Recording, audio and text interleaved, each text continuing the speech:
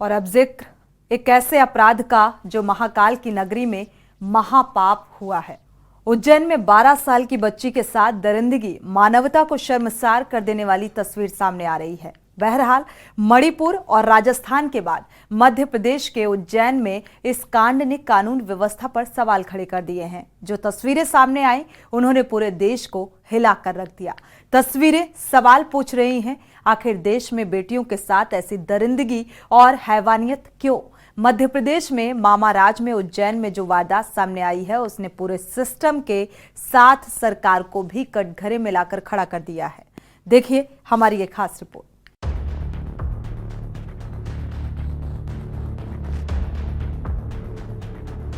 उज्जैन की ये तस्वीरें आपका दिल दहला देंगी।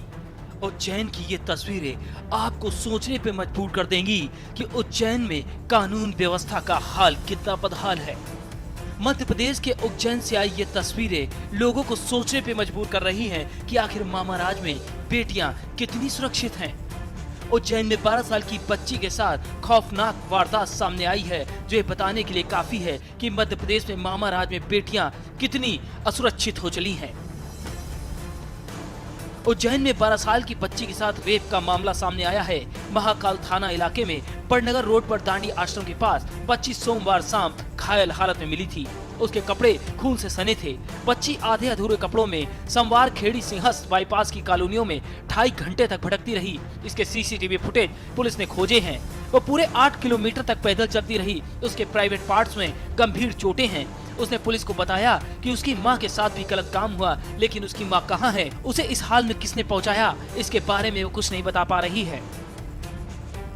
ज्यादा खून बह जाने के चलते बच्ची को इंदौर के अस्पताल में भर्ती कराना पड़ा। वहां उसे खून चढ़ाया गया। बच्ची अब खतरे से बाहर है। जानकारी मुताबिक डॉक्टरों ने रेप की पुष्टि की है। शुरुआती जांच में बच्ची शायद प्रयागराज की रहने वाली बताई जा रही है। सरकार ने जांच के लिए एसआईटी का गठन कर दिया है। बच्ची ठीक से ज्यादा कुछ बता नहीं पा रही है कि घटना कहां हुई। पुलिस ने जब सीसीटीवी फुटेज खंगाले तो उसमें एक ऑटो रिक्शा हटकेसर मार्ग पर दिखाई दिया, जिसमें एक व्यक्ति भी पीड़ित के साथ दिख रहा है। फुटेज की मदद से पुलिस ने मंगलवार रात को ऑटो को खोज निकाला। हिरासत में लेकर उससे पूछताछ की जा रही है।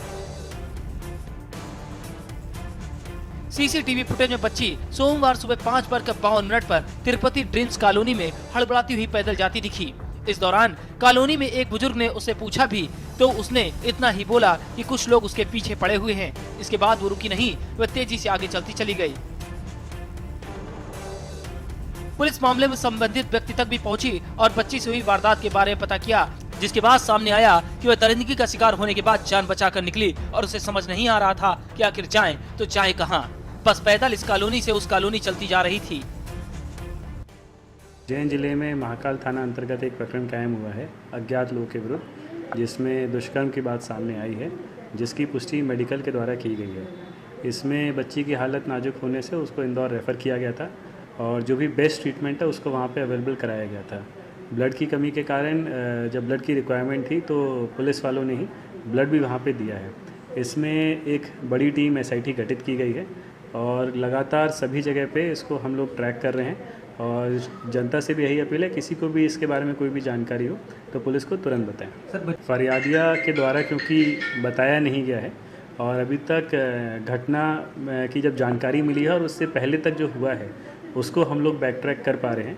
तो घटना कहाँ हुई है, घटनास्थल क्या है, उसकी जांच अभी विवेचना का विषय है, जिसका जल्दी खुलासा किया जाएगा। बच्ची के द्वारा वो कहाँ की है बहुत स्पेसिफिक नहीं बताया गया है और उसकी जो भाषा है उसके हिसाब से प्रयागराज के होने की संभावना है। उम्र कोई वैलिड डॉक्यूमेंट्स नहीं है, पर उसके बाद ही बता पाना ठीक रहेगा।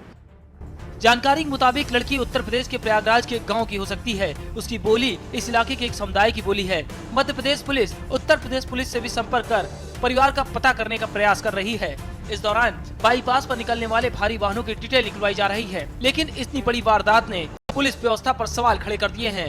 राजनीति भी मामले पे गरमाई हुई है। ट्विटर एक्स पर राजनीतिक पार्टियां अपने अपने हिसाब से ट्वीट कर रही हैं और सवाल पूछ रही हैं कि आखिर मामाराज में बेटियां असुरक्षित क्यों हैं। स्पेशल डेस्क के न्यूज़ इंडिया।